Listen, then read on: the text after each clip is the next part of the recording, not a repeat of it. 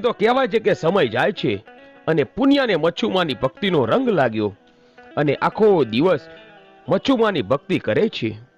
હવે સમય વીતતા વીતતા એક દિવસ નવરાત્રીનો સમય આવ્યો અને કહેવાય છે કે માં જગદંબા મચ્છુમાં નવરાત્રીમાં ગરબા ગાવા જાય છે અને એક દિવસ આવવામાં મોડું થયું એટલે ગામના બીજા લોકોએ આ મચ્છુમાના બાપાને આવીને કાન ભંભેર્યા કે પુટા, તારી દીકરી મોડી રાત સુધી ગરબા ગાવા જાય છે કે બીજે ક્યાંય જાય છે, એની ઉપર તારે નજર રાખવી જોઈએ।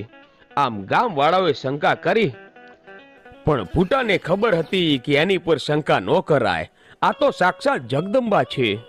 અને પછી કહેવાય છે કે દીકરી ઘરે આવી અને ત્યારે બીજા માણસોએ કહ્યું કે આટલી મોડી રાત સુધી ક્યાં ગઈ હતી?